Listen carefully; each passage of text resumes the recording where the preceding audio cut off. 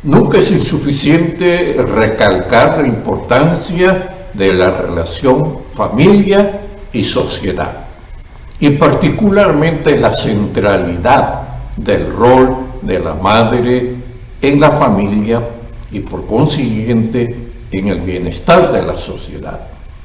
En fechas como esta, mi pastor solía citar lo que alguien alguna vez dijo, que la mano que mece la cuna es la mano que mueve el mundo también.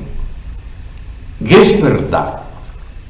Por eso creo de mucha importancia que hablemos en esta oportunidad de la importancia de la madre en la familia, en la sociedad, desde un punto de vista de Dios, el Señor de la familia, el Señor de la sociedad, el Señor de todo.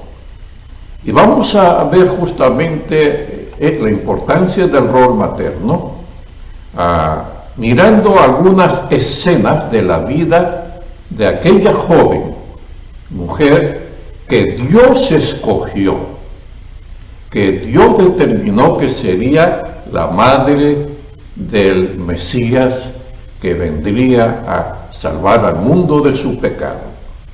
Estamos hablando de María, o la Virgen María, como se le conoce mayormente. En Mateo capítulo 1, 18 al 25, y en Lucas también capítulo 1, versículos 26 al 38, nos presenta el marco general de la vida de María cuando Dios llama a María. De estos dos pasajes vamos a escoger el primero, Mateo capítulo 1, versículos 18 al 25 en el Nuevo Testamento. Yo voy a leer este pasaje porque nos parece de suma importancia para lo que queremos compartir ahora. Mateo 1, 18. El nacimiento de Jesucristo fue así. Estando desposada María, su madre, con José, antes que se juntasen, se halló que había concebido del Espíritu Santo. José, su marido, como era justo y no quería infamarla, quiso dejarla secretamente.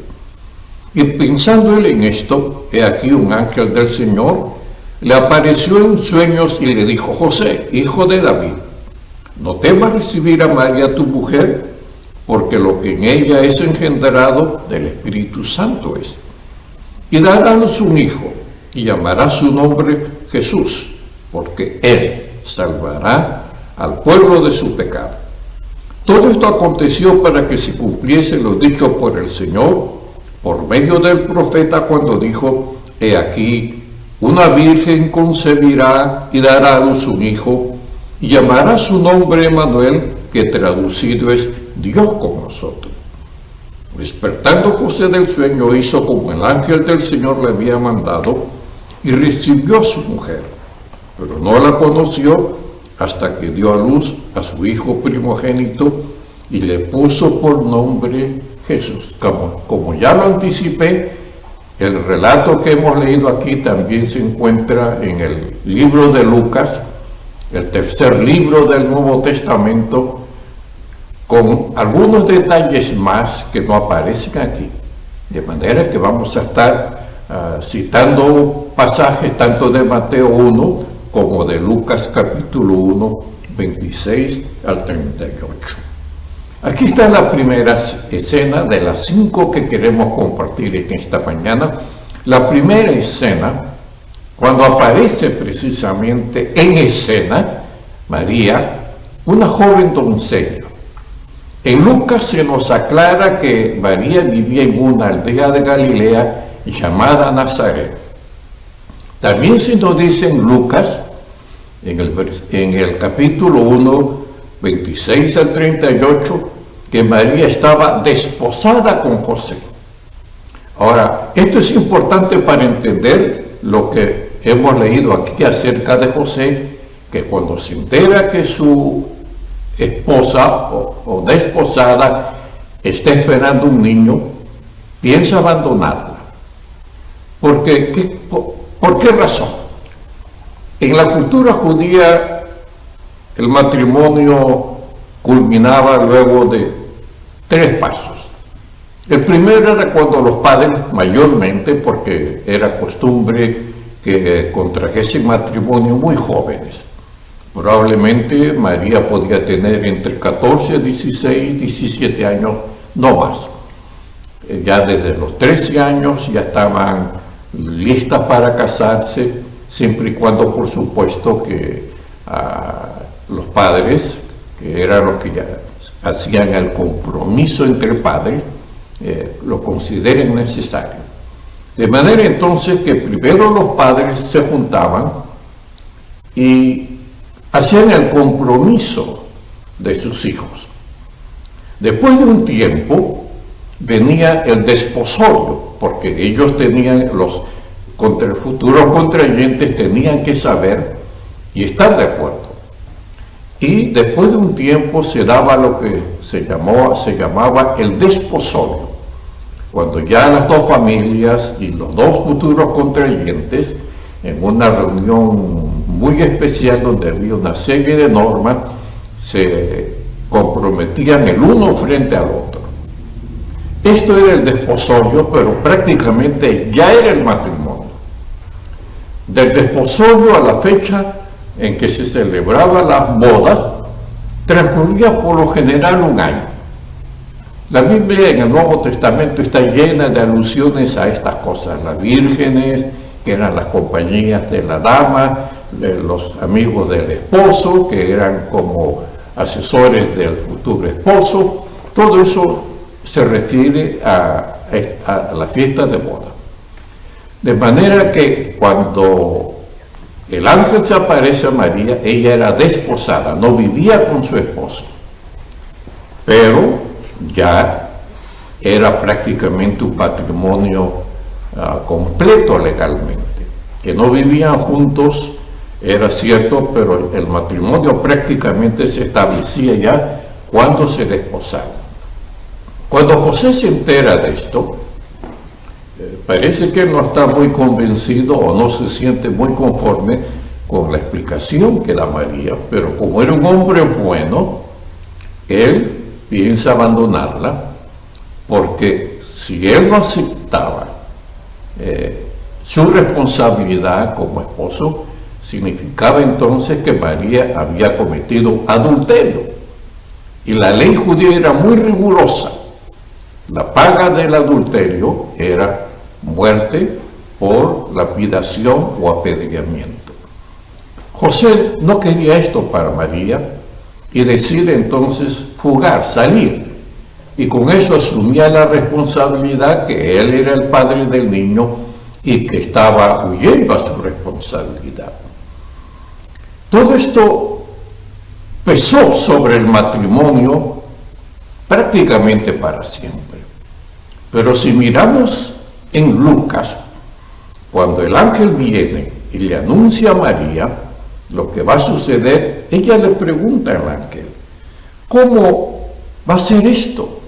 Porque dice el versículo 34 de Lucas 1, yo no conozco varón, estoy desposada, pero todavía no hemos celebrado la fiesta de bodas y no vivimos juntos, ¿cómo va a ser esto? El ángel le explica que iba a ser una obra sobrenatural. Termina la entrevista del ángel con María cuando ella dice, entonces María dijo, he aquí la sierva del Señor, hágase conmigo conforme a tu palabra. Y el ángel se fue de su presencia. Vemos aquí a una joven, aunque quizás de apariencia frágil, sencilla, que tenía una fortaleza increíble y una convicción de honrar a Dios, que sabiendo lo que podía sobrevenir, estaba dispuesta a hacer la voluntad de Dios. Y lo dice, hágase conforme a tu palabra. La Biblia no da mucha información, pero hay indicios que nos muestran que esto provocó un poco de comentarios.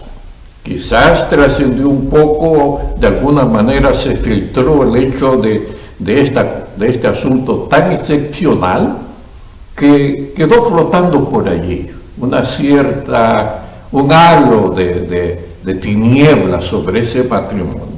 Y lo vemos incluso.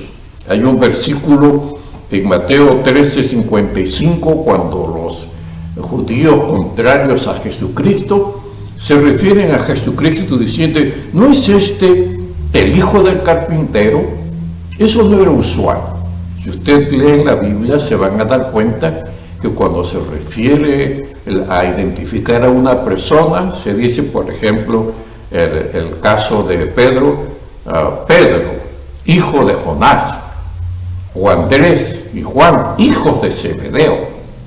Pero referirse, como lo hicieron a Jesucristo, hijo del carpintero, como que estaban ahí más que nada diciendo algo como un proverbio, quizás que desmerecía la persona del Señor. En Juan capítulo 8 hay dos versículos, el 19 y el 41, cuando el Señor está hablando a los judíos acerca de la importancia de lo que él hace, porque él era el enviado de Dios. Se refiere a su padre como alguien que daba testimonio de lo que él era también. Y en el versículo 19, uno de ellos dice con desdén, ¿dónde está tu padre? Como diciendo, ¿de qué padre estás hablando? ¿Quién es tu padre? Pero es más fuerte la expresión en el versículo 41, cuando el Señor está hablándoles con dureza por la forma como ellos están rechazándole, y les ha dicho que ellos no son hijos de Abraham como los judíos reclamaban. Uno de ellos responde en el 41 de Juan 8, nosotros no somos nacidos de fornicación. Fue una insolencia, pero eso pesó toda la vida y María lo sabía. Pero a pesar de eso, ella cumplió con su responsabilidad.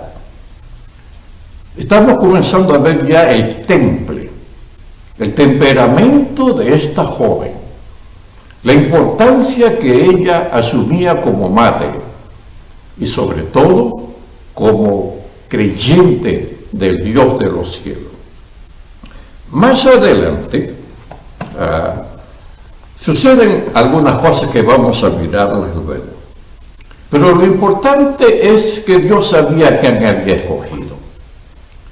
Dios siempre sabe a quién escoge. La Biblia nos da testimonio especialmente de Abraham, por ejemplo. ¿Por qué Dios lo llama? Capítulo 18 de Génesis. Porque Dios sabía que después Abraham iba a enseñar a sus descendientes a caminar en el temor de Dios. De manera que esta joven, doncella, campesina, de un pueblo pequeño de Nazaret, es lo que podemos llamar el modelo de maternidad, porque Dios la escogió, porque Dios sabía que ella iba a cumplir a cabalidad el rol de madre del Mesías encarnado. La segunda escena la vemos en el capítulo 2 de Lucas, versículos 31 al 38, cuando conforme a las leyes de Israel, después de 8 días, el niño es llevado al templo para ser presentado, y se estipulaba que presentaran junto con la presentación del niño algunas ofrendas, un cordero, pero para los que no tenían recursos podían presentar 2 tórtolas o 2 palominos. Y dice en el versículo 24 de Lucas 2, y ofrecieron conforme a lo que se dice en la ley del Señor, un par de tórtolas o 2 palominos. De manera entonces que aquí vemos otro rasgo de esta joven. No era una joven pudiente. El matrimonio de José y de María era un matrimonio como tantos, como la inmensa mayoría de familias, de gente modesta, de gente sencilla. No tuvieron ni siquiera para presentar un sacrificio mayor. La tercera escena la vemos en Lucas capítulo 2, 41 al 52, cuando ya Jesús es un adolescente, ¿no?, de 12 años, un poco más. La familia va de Nazaret a Jerusalén para celebrar la Pascua y están volviendo en caravana de regreso a Nazaret. María va a ver dónde va el grupo de niños y no lo encuentra. Vuelven a Jerusalén y después de 3 días de búsqueda lo encuentran en el templo. Y cuando María le dice: ¿por qué nos has hecho esto, hijos? Él le responde: porque lo encontraron preguntando y hablando con los sacerdotes del templo. Y le dice: ¿no sabéis que en los negocios de mi padre debo estar? Y dice que María escucha esto y luego guarda en su corazón, dice ella está pesando todo lo que escucha. Este es otro rasgo que encontramos en María. Una mujer que tomaba en serio lo que Dios había determinado para ese hijo que ella estaba criando. Después que veamos todas las escenas, vamos a hacer un recuento. La cuarta escena la encontramos en Juan capítulo 2, versículos 1 al 12, el famoso episodio de la conversión del agua en vino. Estaba allí, dice la palabra, invitada María, entre tantos, y también estaban participando de esta reunión. Llega un momento en que el vino se acabó. Eran fiestas, la fiesta de un matrimonio entre los judíos demoraba a veces una semana y prácticamente todo el pueblo participaba, y el maestresala le avisa a María, o María se entera por maestresala, que no hay vino. María se dirige a Jesús y le dice: no tienen vino, ayuda, haz. Jesús le responde: ¿qué tienes conmigo, mujer? Mi hora no ha llegado. Pero luego escucha que su madre le dice a los sirvientes: hagan todo lo que él les mande. Y él hace que traigan tinajas, que era muy habitual que existieran en las casas para el sistema de lavacros y lavamientos. Lo hace llenar al borde Y luego dice, saquen y llévenlo al maestresala. Cuando llevan la prueba al maestresala comprueba que es vino de la mejor calidad. Esto es algo interesante. Seguimos a un pasaje que está en Lucas capítulo 2, cuando todavía el Señor es niño, y lo llevan allí para, como ya mencioné, para ofrecer la ofrenda por el nacimiento de este niño. Hay dos personas ahí, una de ellas, un varón de Dios llamado Simeón. Simeón, cuando coge al niño en su brazo, dice en el versículo 34 del capítulo 2, y Simeón dijo a su madre, María, he aquí, este está puesto para caída y para levantamiento de muchos en Israel y para señal que será contradicha. Versículo 35 de Lucas capítulo 2, y una espada traspasará tu misma alma, para que sean revelados los pensamientos de muchos corazones. Falta la escena quinta, que yo le he llamado la escena final. Pero estas 4 escenas nos presentan la figura en forma esquemática de esta joven madre. Asumió su responsabilidad a pesar de las limitaciones económicas, a pesar de esa sombra que no se veía tan clara, pero que se cernía sobre su reputación por la forma como Jesús vino al mundo. Y en todo ella cumplió rigurosamente, de una manera magnífica, su responsabilidad de madre. Porque, hermano, amigo, es en el hogar donde se forja el carácter de las personas. Es en el hogar donde los padres enseñan a sus niños los principios, los valores que van a servir de estructura para la edificación de ese carácter. Es en el hogar que se determina lo que ese tierno niño o tierna niña será en el futuro. Es en el hogar donde realmente se educa al niño. Y María fue una madre ejemplar en ese sentido.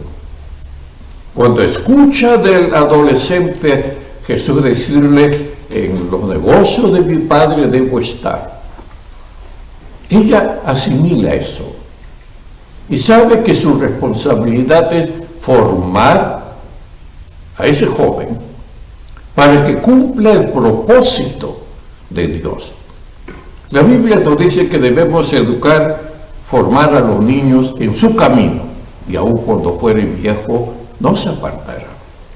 Dios tiene un plan, tiene un propósito para cada uno de nosotros. Y una de las responsabilidades de los padres, para la madre especialmente, es formar a esos niños, de manera que cuando crezcan puedan cumplir su vocación. No es correcto o no es lo mejor cuando los padres tratan de que los niños vivan o viven ellos en los niños y que los niños hagan lo que ellos no pudieron hacer. María sabía que ella tenía que formar a ese niño para que cumpla su destino, su propósito conforme Dios lo había diseñado. Cuando el adulto Jesús le dice a María, no ha llegado mi hora, María entiende, lo sabe, lo ha tenido siempre presente, para que vino el Señor. Ella sabía que ese era el Hijo de Dios, que había sido enviado, que se humanó, se encarnó para cumplir con el plan redentor de Dios. Pero sabe también que como madre, ella tiene una hora, era la hora de ella, y que él, si quería honrar plenamente a Dios, tenía que honrarla a ella también.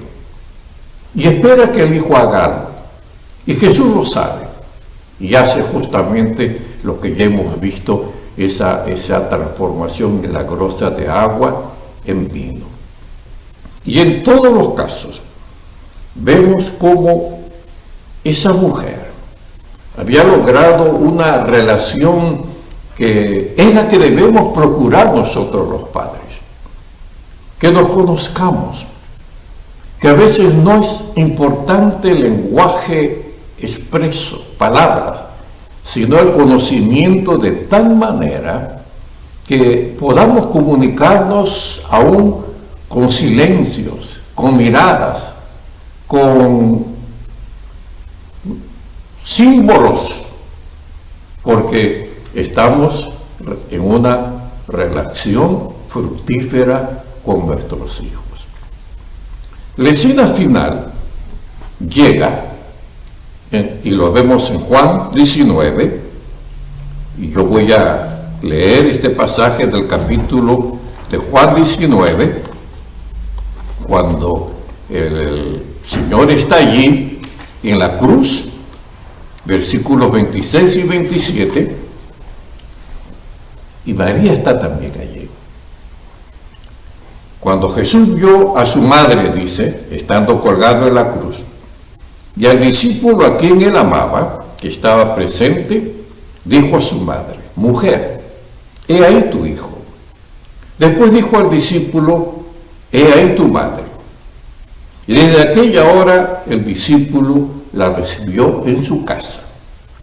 Es decir, que el hijo está honrando a su madre y cumpliendo su responsabilidad, y encarga el cuidado de su madre a Juan, el discípulo amado. Aquí hay algo de suma importancia, porque nos parece que los pasajes que hemos mencionado son muy escuetos, pero son como picos que muestran el carácter de esta madre, joven madre todavía, y cómo cumplió su responsabilidad a cabalidad.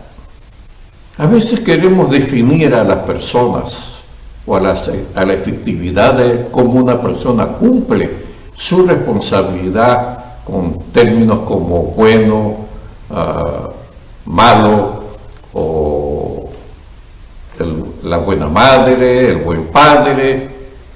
La medida de la paternidad no depende de esos calificativos, sino de cómo el padre, la madre, cumple de la mejor manera lo que sabe que debe de hacer en un marco confiable.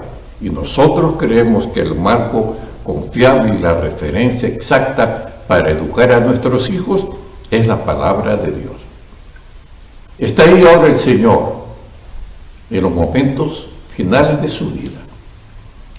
La Biblia no dice, no nos muestra a María llorando. Nos muestra en Lucas, por ejemplo, de otras personas, mujeres que lloraban y que lamentaban por Jesús.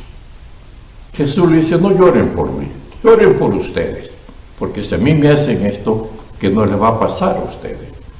Pero cuando vemos a María al pie de la cruz, no se nos dice que lloraba. ¿Es que acaso hay lágrimas para expresar el dolor que ella está sintiendo? Yo creo que cuando María está frente a su hijo y lo ve colgado en la cruz, y el hijo ve a su madre frente a ella, allí se da una comunicación extraordinaria, que no requiere palabras. Allí está esta madre ejemplar, fiel, que hizo todo lo que era capaz de hacer, y creemos que lo hizo bien, porque allí está el resultado. No enajenó a su hijo de su misión, no interpuso en sus sentimientos paternales para decir: pero Jesús, si puedes evitar morir, si puedes evitar ese sacrificio, no sabes cómo estaría yo de feliz, que si tú no tienes que morir, tú eres mi hijo. Porque ella sabía que para eso vino Jesús, y que su felicidad estaba en que Él cumpla su misión. Y ahí están frente a frente. Yo creo que en ese momento María está sufriendo el dolor total. Lo que dijo Simeón cuando fue presentado Jesús en el templo: una espada traspasará tu alma. El dolor total, el dolor absoluto. ¿Cuántas lágrimas requiere un dolor como ese? Un océano, 2 océanos, 3 océanos. Es un dolor que sobrepasa la capacidad de llorar y aún hasta de expresar el dolor por la palabra. Y yo creo que de igual manera el hijo también está sufriendo por la madre. Me atrevo a decir que era una sinfonía de dolor-amor. Porque el amor, según 1 Corintios 13, no se prueba por lo que se da, más bien por lo que se sufre. En 1 Corintios 13, Pablo comienza diciendo: si diera todo, mis bienes y aún mi propia vida, y no tengo amor, de nada me sirve. Por eso, en el versículo 7 de 1 Corintios 13, dice que el amor todo lo sufre, el amor todo lo cree, el amor todo lo espera, el amor todo lo soporta. ¿Qué cosa es lo que prueba el amor? El dolor. Y ahí está, como una sinfonía que se va alimentando mientras que el hijo ve a esa madre. El amor de Dios en él llega a ese límite que todos conocemos. Quiero terminar recordando una historia antigua, cuando, según esta historia, un hombre iba camino a la horca. Había sido juzgado, había cometido tales delitos que fue condenado a muerte, y antiguamente se acostumbraba a llevar a los condenados a muerte caminando por las calles públicamente para que todos vieran y escarmentaran. Y por supuesto toda la gente manifestaba su desprecio o su conformidad con la muerte de ese hombre, porque era un hombre malo. Pero detrás de él hay una mujer que va llorando, sollozando con desesperación. Alguien le dice: ¿qué está haciendo usted? ¿No sabe que este es un criminal perverso, desalmado, canalla? Y la mujer voltea y mira al que le está diciendo eso y dice entre sollozos: él es mi hijo. Esa es la capacidad de amar de la mujer, de la madre. Y eso es lo que nos hace falta. Quizás eso es lo que forma a las personas en el hogar, que aprendan a amar, que aprendan a darse, y que Dios nos ayude para que en una fecha como esta valoremos el amor de la madre, reconozcamos. Yo quiero exhortarle en esta oportunidad, amigo hermano,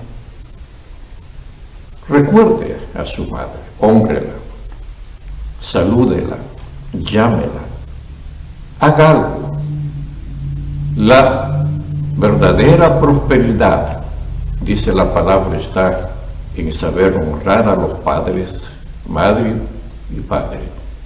Dice, este es el primer mandamiento con promesa: honra a tu padre y a tu madre, y tendrás largura de días y todo te irá bien. Que podamos volver nuestra atención a nuestro núcleo familiar y apreciar lo que Dios nos ha dado, y que podamos disfrutar de un tiempo, no solamente un día como hoy, sino en adelante siempre, reconociendo la bendición de ser parte de una familia y tener una madre. En el nombre del Señor yo quiero animar a todos: por favor, aprecie a su padre, haga algo por ella para honrarla como es debido. Y a todas las madres, que yo quiero felicitarles, desearles las mejores bendiciones de Dios y que, aunque no sean madres famosas, son madres que un día Dios va a reconocer lo que hicieron por el bien de sus hijos. Yo quiero orar ahora por todas las familias y particularmente por todas las damas que nos bendicen con su rol de madre. Te damos gracias, Señor. Gracias porque hay un día como este, el Día de la Madre, cuando podemos, Señor, reconocer esa enorme bendición de tener entre nosotros, los que somos casados, una esposa, madre de nuestros hijos, nuestra madre. Algunos ya hemos perdido a nuestras madres porque ya no están con nosotros, pero te damos gracias por todo lo que ellas significan y lo que significaron para nosotros también. Gracias, Señor, bendice a todos los que nos han escuchado y prospera las familias y prospera a los hijos y a las madres, y Señor, honra a las madres y enséñanos a honrarla en el nombre precioso de Jesucristo. Yo también quiero honrar a alguien en esta oportunidad, a una noble mujer, madre de 5 hermosas hijas, y que no solamente ha trabajado fuerte para forjar a estas hijas. Desde el día que ella se casó, ese mismo día en la noche, abandonó su familia, su patria, y acompañó a su esposo en un viaje de más de 4.000 kilómetros por tierra para ser parte de la vida de este hombre, del ministerio de este hombre, porque era un pastor que estaba comenzando su ministerio. No solamente trabajó arduamente, porque es una mujer firme y su cristianismo es un cristianismo vibrante, sino también supo trabajar codo a codo con su marido. Aparte de criar a las 5 hijas, daba una clase de escuela dominical para jóvenes, tenía una clase de enseñanza como entre 40 y 50 mujeres cada semana, y encima tiene problemas serios de salud. Pero ahí está ella, cumpliendo con gozo su privilegio de ser esposa y madre. Sí, estoy hablando de mi amiga, mi compañera, mi hermana, mi esposa. Yo quiero expresar con estas minúsculas y opacas palabras mi reconocimiento y mi gratitud a mi esposa. Quiero darle las gracias por haber aceptado ser mi compañera y por invertir su vida en la mía para hacerla una vida plena, una vida luminosa, una vida bendecida. Yo quiero darte las gracias, muchas gracias. Que Dios te bendiga.